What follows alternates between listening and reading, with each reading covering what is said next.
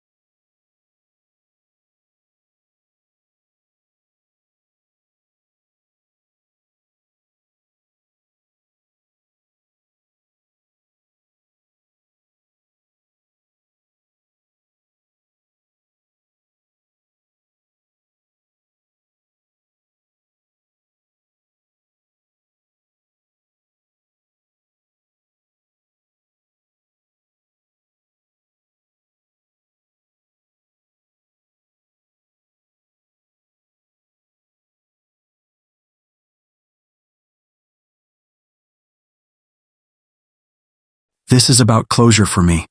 If you can't handle it, maybe you're not as secure in our relationship as I thought. That line cut deeper than a knife. She wasn't just dismissing my feelings.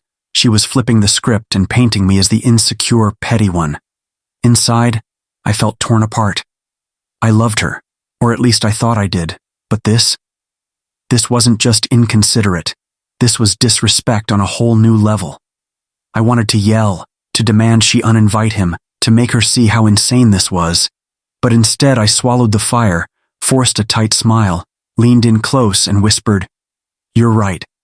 I do understand." Outwardly calm. Inwardly, a storm was brewing.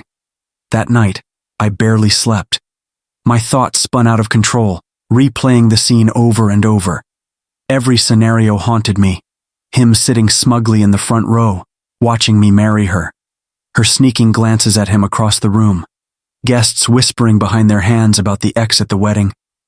I realized something in those long, restless hours. Emily wasn't testing our love. She was testing my boundaries. She wanted to see how much she could get away with, how much I'd swallow before I broke. She thought I was too weak to push back. That's when the seed of revenge took root. I remembered something a mutual friend had mentioned months back. that Jason had gotten married about a year earlier. His wife, Sophie, was elegant, sharp, and definitely not thrilled about Jason's lingering attachment to Emily. And that's when the light bulb went off in my mind. If Emily wanted to play games, fine. But I wasn't going to be the only one at that table feeling humiliated. The next morning, while Emily was at work, I pulled out my laptop and did a little social media digging. It didn't take long to find Sophie's profile. There she was, pictures of her and Jason on beach vacations, at rooftop dinners, arm in arm at charity events. The picture-perfect life. I drafted a message. My fingers shook, but my mind was laser-focused. Hi, Sophie. I know this may sound unusual, but I thought you should know. Your husband Jason has been invited to my upcoming wedding by my fiancé. Since I get a +1, I'd be honored if you came with me to the rehearsal dinner. Might be worth seeing this dynamic for yourself. I hovered over the send button. My heart pounded like a war drum. Then I clicked. Hours passed with no reply. I checked my phone obsessively, doubting myself, wondering if I'd just made everything 10 times worse.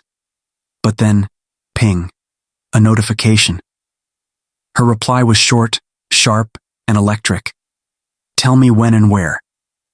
That's when I knew. This wasn't just going to be good. This was going to be legendary. The days leading up to the dinner crawled. Emily acted like nothing was wrong. She was bubbly, excited, talking about flower arrangements, playlists, and seating charts, completely oblivious to the trap waiting for her.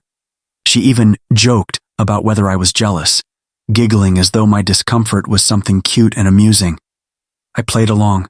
I smiled, nodded, kissed her cheek, and reassured her, with the fakest calm I've ever mustered. Meanwhile, Sophie and I exchanged a handful of messages. She was curious, but clearly furious at Jason, not at me, at him, for still being tangled up with Emily. By the time the rehearsal dinner rolled around, the stage was perfectly set. The venue was an upscale restaurant, buzzing with family and friends. The air smelled of roasted garlic and expensive wine. Emily was glowing in her dress, basking in attention, laughing as relatives hugged her and complimented her. I watched her from across the room, wondering how she'd react when her little fantasy imploded. And then it happened. She spotted Jason walking in. He was tall, smug, perfectly groomed, striding into the room like he owned it. He shook my hand with that kind of grip men use when they want to show dominance. Emily's face lit up like a kid at Christmas. She looked way too happy to see him. But then, her smile faltered. Because right behind Jason, in heels and a stunning black dress, walked Sophie. And she wasn't just there quietly.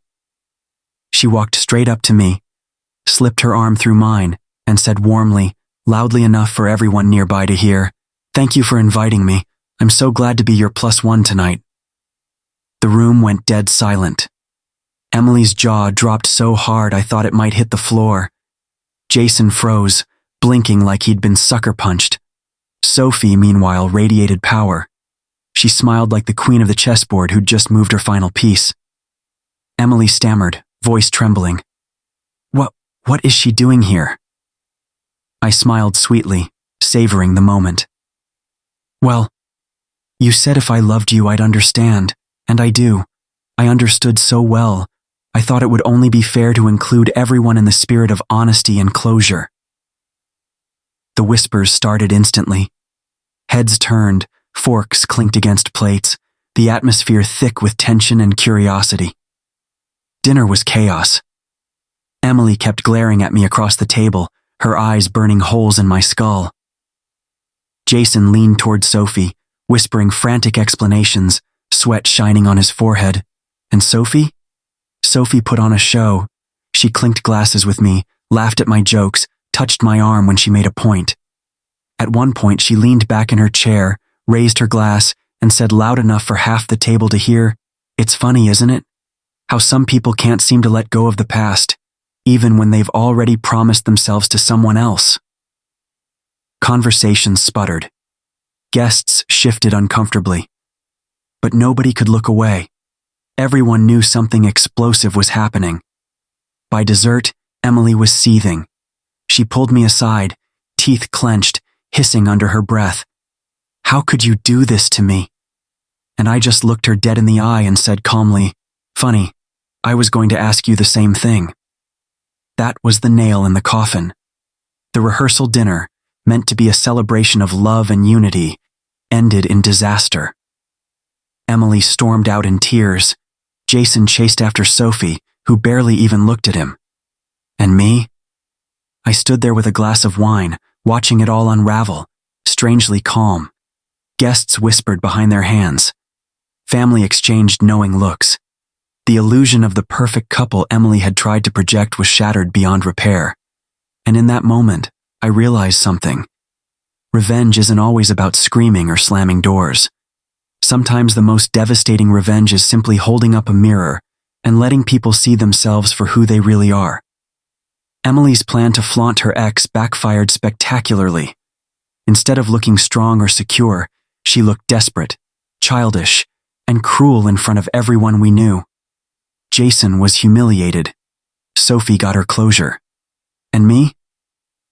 I walked away with my dignity intact, knowing I had drawn a line without raising my voice. Emily and I didn't make it to the wedding day. And honestly, thank God. Because if she could disrespect me like that before marriage, I can only imagine the chaos that would have followed after. Sometimes life gives you these brutal moments of clarity. You think you're losing everything, but really you're being handed freedom, self-respect, and in this case, one hell of a story. If this story gave you chills, smash that like button and tell us in the comments. Would you have gone through with the wedding or walked away like I did? And don't forget to subscribe for more of the most jaw-dropping revenge stories you'll ever hear. Until next time, stay sharp, stay strong, and never let anyone play games with your worth.